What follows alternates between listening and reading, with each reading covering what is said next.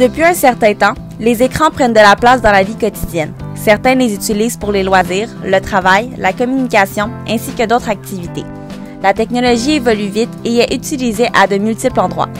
La dépendance des écrans tels que les cellulaires, les télévisions et les tablettes affecte les jeunes sur leur santé psychologique et physique au Québec. Depuis la pandémie, on peut remarquer que le temps d'écran augmente. Depuis, cela affecte plusieurs jeunes Québécois. Selon la Direction générale de santé publique de Montréal sur l'étude Adolescents et écrans 2021, 76 % les utilisent pour maintenir des relations, 45 % ont une perte de sommeil et pour 37 % des adolescents, cela affecte le résultat scolaire. Des gens qui vont rester en partie aussi en télétravail. C'est sûr qu'à un moment donné aussi, tu prends certaines habitudes d'être sur les écrans. C'est facilitant là, à un certain point là, de magasiner de chez soi ou de faire certaines choses qui vont juste te faciliter la vie puis qui vont se faire sur Internet.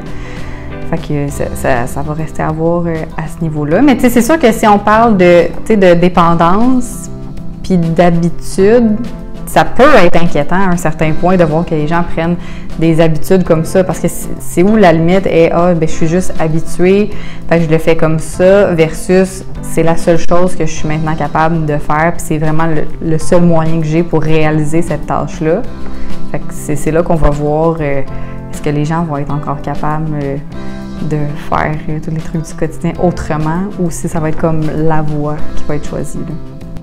Pour certains, les écrans ont fait partie de leur vie depuis longtemps, au primaire, au secondaire et même dans la vie adulte.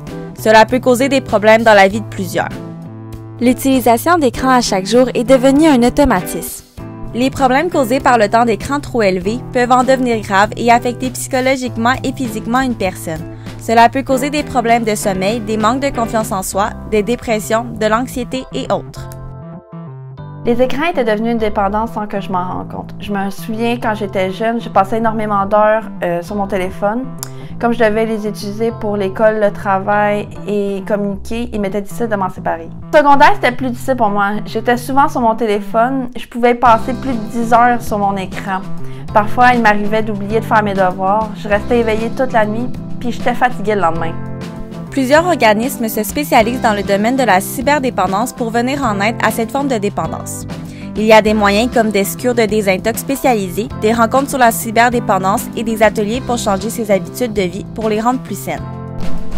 On a un défi qui est populationnel aussi, donc on lance un défi à la population. Cette année, on l'offre aux écoles de faire une semaine sans écran ou avec moins d'écran à des moments cibles dans la journée, donc avant de partir à l'école, pendant le repas du souper, puis avant de dormir. Donc si les élèves réussissent à ne pas faire d'écran, ça donne des points. Donc on veut rassembler les gens autour d'un enjeu commun, puis de faire la promotion des saines habitudes de vie. Donc après ça, on leur propose des idées, des alternatives, là, de faire des rituels familiaux, de faire plus d'activités. Nous, ce qu'on veut, c'est que l'écran, on ne veut pas le diaboliser. On veut s'assurer que l'écran soit encore rassembleur comme il l'a été à son origine. Hein. Tout le monde regardait la télévision ensemble à un certain moment, à son arrivée.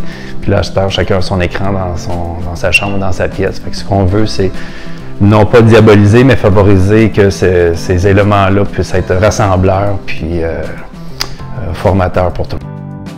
Les écrans peuvent prendre beaucoup de temps dans une journée. Pourtant, il existe d'autres activités où personne n'a besoin d'écran, comme lire, dessiner, prendre une marche, passer du temps avec ses animaux et plus encore.